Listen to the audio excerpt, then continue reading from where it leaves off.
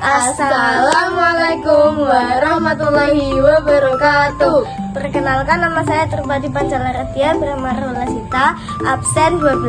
Perkenalkan, nama saya Kansal Sabila Kudori, absen 17. Dan pada kesempatan kali ini saya ingin membagikan tanggapan saya terhadap sebuah buku yang menarik dan penuh makna. Pernah nggak sih kamu baca buku yang bikin kamu diam beberapa saat setelah menutup halamannya? Buku ini adalah salah satunya, judulnya Sang Kuryang dari Ahmad Filian. Dari luar mungkin terlihat sederhana, tapi isinya membawa kita pada perjalanan yang dalam, baik secara emosi maupun pemikiran. Secara garis besar, buku ini menceritakan tentang Sang Kuryang, adalah legenda dari Jawa Barat yang menceritakan seorang pemuda bernama Sang Kuryang yang tanpa sadar jatuh cinta kepada ibunya sendiri, Dayang Sumbi.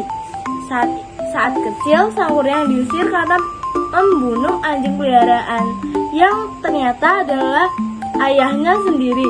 Bertahun-tahun kemudian, ia kembali dan bertemu Dayang Sumbi yang tetap awet muda.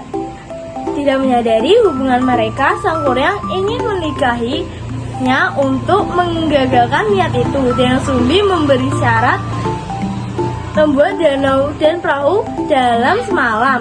Sang Kuryang gagal dan karena marah, ia menendang perahu hingga terbalik dan menjadi gunung tangkuban perahu. Dengan tokoh utama Sang Kuryang yang menghadapi pergulatan batin Sang Kuryang dan perasaannya terhadap Dayang Sumbi tanpa mengetahui bahwa ia adalah ibunya. Ambisinya yang besar untuk menikahi Dayang Sumbi juga menjadi konflik dalam dirinya. Dari awal sampai akhir, pembaca diajak menyelami kisah Dayang Sumbi yang menikah dengan Tumang, anjing titisan dewa,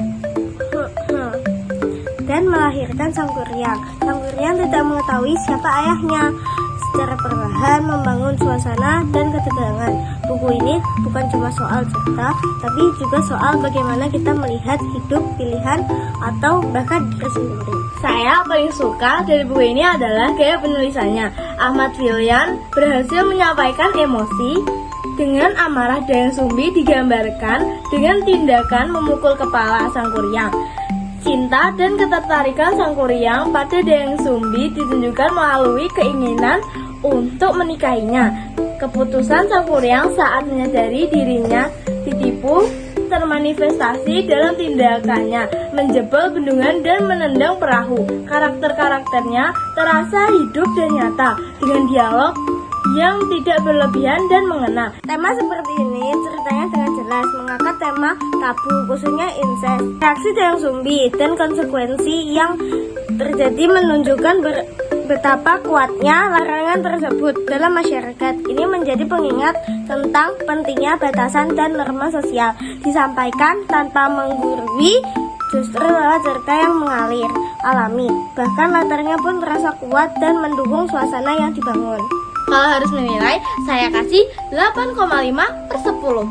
Menurut saya, kekuatan utama buku ini ada dari sekedar ketidaktahuan konflik batin Sang Kuryang bisa dilihat sebagai perjuangan individu untuk memahami dirinya sendiri dan tempatnya di dunia. Tapi ada juga bagian menurut saya agak aneh, seperti manusia menikah dengan gugup. Meski begitu, kekurangannya enggak mengurangi pengalaman baca secara keseluruhan. Saya sangat merekomendasikan buku ini. Demikian tanggapan saya terhadap buku ini. Terima kasih banyak telah menyimak sampai akhir. Semoga apa yang saya sampaikan bisa bermanfaat dan menambah semangat membaca kita semua. Wassalamualaikum warahmatullahi wabarakatuh.